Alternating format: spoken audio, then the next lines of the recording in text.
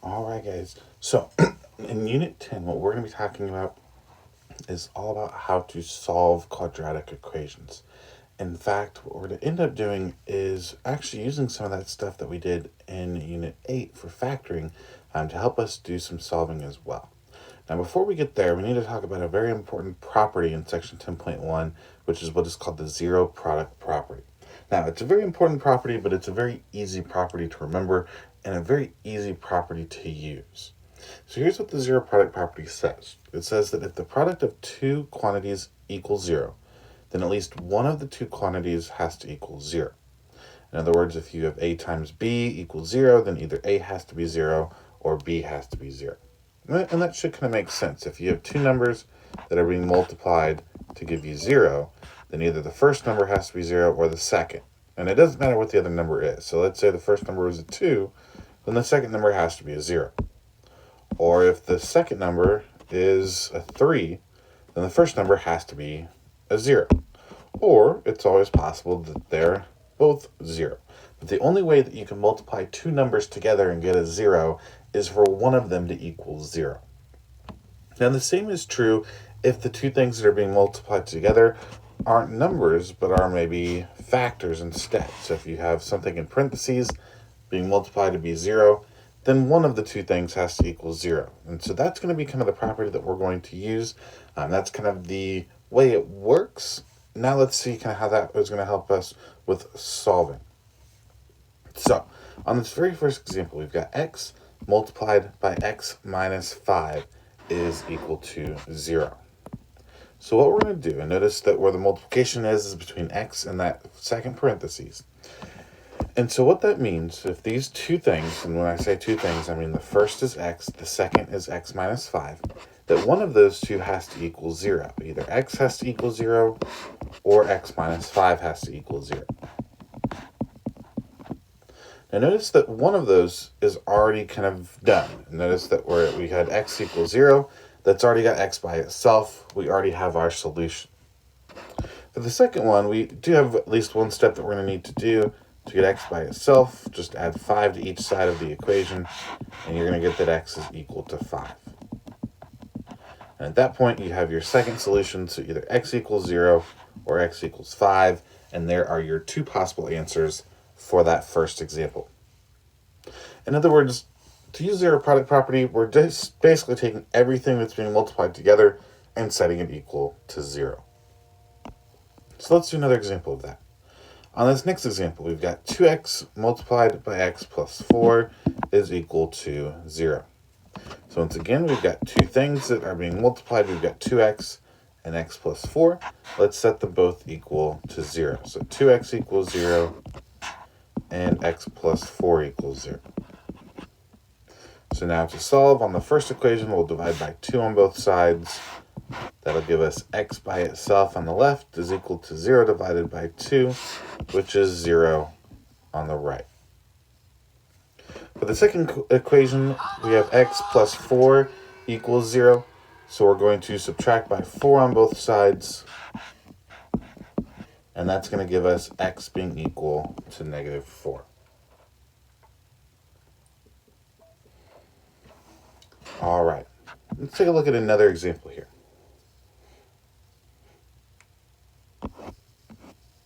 So in the next example, we've got 4 multiplied by x minus 3 is equal to 0. So once again, we're multiplying two things together. We're taking 4, multiplying by x minus 3. So let's set both of those equal to 0. So we'll set 4 equal to 0, and then we'll set x minus 3 equal to 0. Now for the first equation, 4 equals 0. Obviously 4 can't equal 0, so we're not going to be able to do anything there. It's not as if there's a variable in there. It's just two numbers, and obviously they are not equal to one another. Next, we'll go ahead and add 3 to both sides for our second equation, and that's going to give us x being equal to positive 3. And so in this case, we actually end up with only one solution.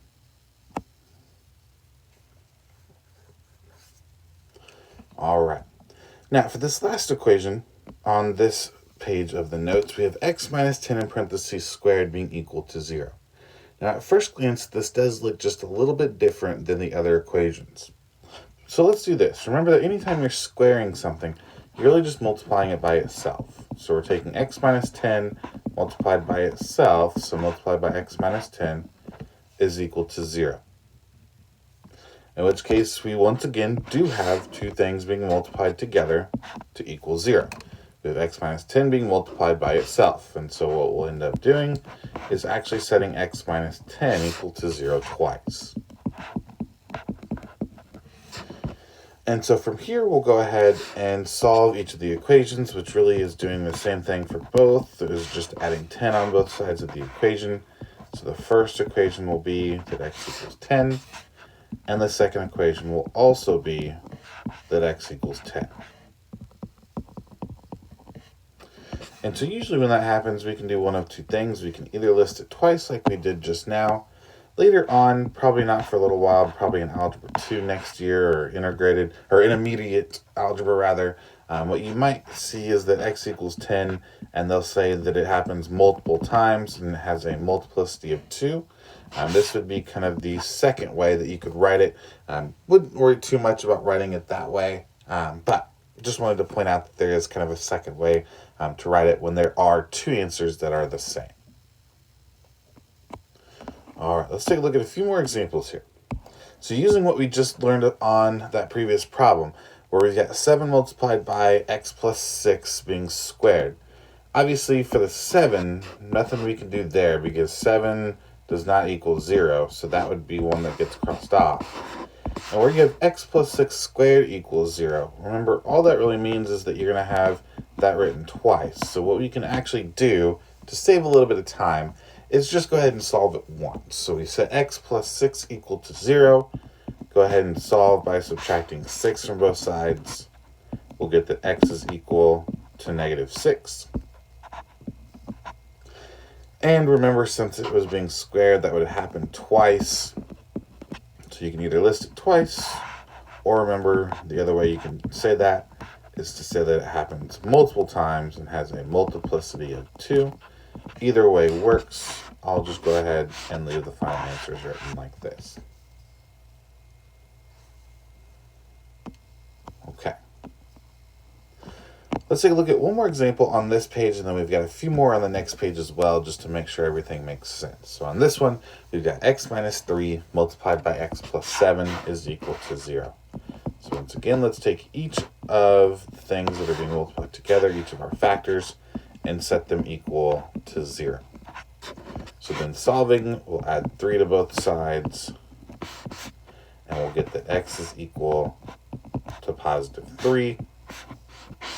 Next, we'll go ahead and subtract 7 from both sides, and that'll be that x is equal to positive 7. Or rather, negative 7. Let me go ahead and fix that. So x equals negative 7. There we go. Now, you may have noticed a pattern. I don't know if you had just yet, but let's go back and let me kind of show you something. Especially when you're adding or subtracting inside the parentheses, notice that the answer is always the opposite. So if you had minus 5, then x equals positive 5. Or if you had plus 4, then x equals a minus 4 or a negative 4. And notice that that's true everywhere we look. That minus 3 is equal to plus 3, minus 10 is equal to positive 10, and so on and so forth. In other words, really the answer is just going to be kind of the opposite of what you see inside the parentheses. So that would be kind of helpful. Let's kind of see how that can speed up our process just a little bit. Now, if you still want to set everything equal to 0, that's definitely a safe way to do that. But on something like this example, x minus 11 multiplied by x plus 5 equals 0, just take the opposite. So opposite of negative 11 is positive 11. Opposite of positive 5 is negative 5. And guess what? You're done. So that is kind of a nice thing to do. Let's see how that works on this next example. So obviously with x, that's going to be a little bit different. So let's hold off on that for right now. But for plus 4 and minus 3, the plus 4 means x equals negative 4. The minus 3 means x equals positive 3. So there are our two solutions. Now let's go back and talk about that x. Really, that x at the beginning, there isn't anything after it, so there isn't anything to change. So let's just go back and do it the old-fashioned way. Let's just set x equal to 0, and guess what? What do you know? We already have that solution as well. In other words, if you have a variable by itself, rather than just having the opposite, since there is no number to take the opposite of, that number is going to have to be 0.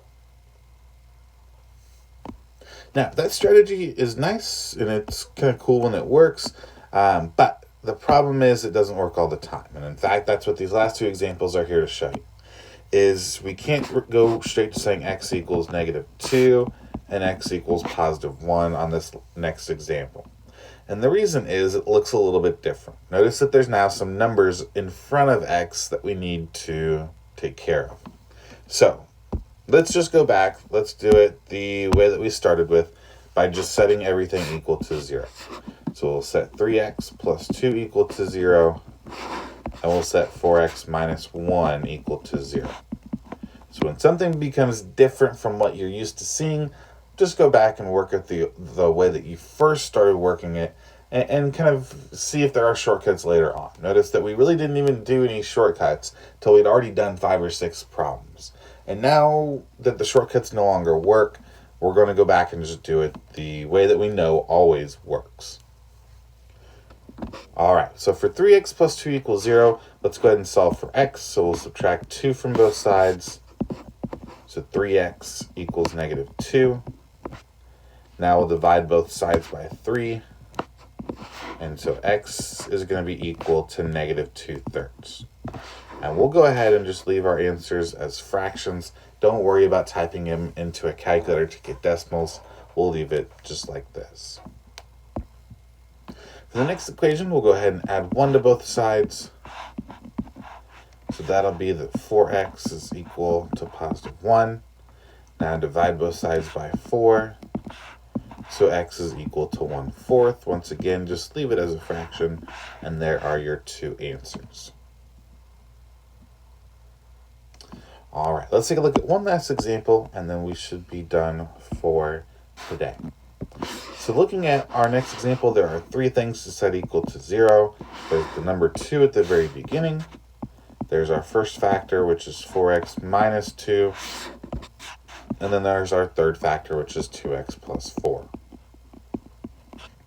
Now, obviously, the first one is 2 equals 0, and 2 can't equal 0. So anytime you set a number equal to 0, you can just cross it off. If there's no variable, then we can just ignore that part of our equation. For the next one, though, let's go ahead and add 2 to both sides of the equation. So that'll be that 4x is equal to +2. Now we'll go ahead and divide both sides by 4. So x is equal to 2/4. Now we don't need to worry about changing that to a decimal. However, we do need to go ahead and reduce that fraction. 2/4 reduces to be 1/2. So make sure anytime you're able to, you're simplifying your fractions, but no need to write them as decimals. All right, let's do the same thing with our last equation here. We have 2x plus 4 equals 0. So that would be 2x. Rather, let's go back and show that step. So let's go ahead and subtract 4 from both sides. So that would be that 2x is equal to -4. Then divide both sides by 2. And when we take -4 and divide by 2, that's -2. There's going to be our second answer. Alright guys, so that is going to be it for this video. In the next video, like I mentioned, we're going to go ahead and do a little bit more with talking about how to solve by factoring. So that's going to be kind of the same thing we did from section 8 or unit 8. And then we'll also end up using some stuff from 10.1. So we're going to kind of put those 2 ideas together, and that's going to be our idea for 10.2. Until then, have a good rest of your day.